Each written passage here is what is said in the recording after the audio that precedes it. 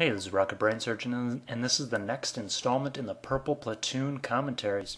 I'm once again platooned up with two members of PEBCAC, got a pair of kitties at my side, and we are on Abbey. I am in the Wheezy 111, and my platoon mates are both in T-54s. This is a Tier 10 battle, which means we just can't go off and YOLO on our own. The reason why tanks like the T-54 and the Wheezy have very good reputations is because not only are they strong frontally and they have pretty good firepower, but they're also very mobile and they're able to respond to situations anywhere on the map. Right now we are cruising down the 1-2 line. Using that speed, we are able to set up before the enemy even gets to their locations. By setting up early in a location that we know enemies are going to cross right away, we're able to squeeze in an extra 1 to 2 shots of damage. Now that might not sound like much, but you have to remember that to be a purple player, you only have to deal 1.5 times your hit points. So the Wheezy has 1,850 hit points. To achieve purple level status, you really only have to deal about 2,500, maybe 3,000 per game on average. And squeezing in one extra shot of an average damage of 500, that is huge. The place where I'm sitting, there's usually someone who pops around the corner and I'm prepared for them. However, my platoon mate kind of scared them off from advancing further. So I'm just kind of waiting to make sure they don't rush this side, and we're looking to see how the events develop. This is not camping, this is actively waiting.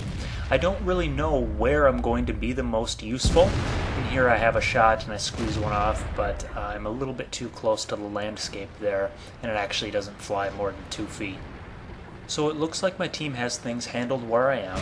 I do notice that there are several shots in the middle that appear not to be taken by my other platoon and teammates a little bit more north of me.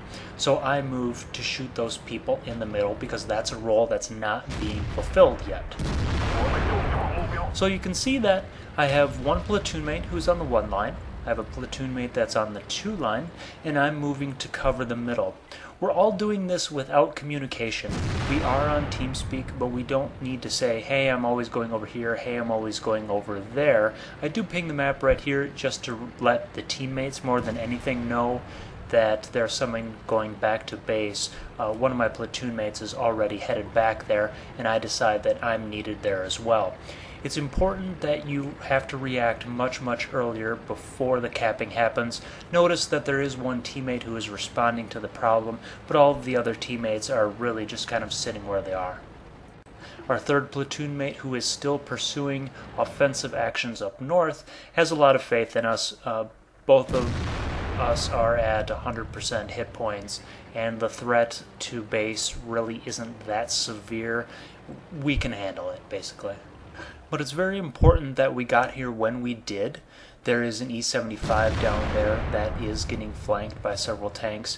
We will lose Artie at this point, and it's important to jump on these situations before they get out of hand. So the UK tank up ahead, I'm helping the E-75 take him out. Otherwise, the UK tank will be able to do circles around him. He's a medium.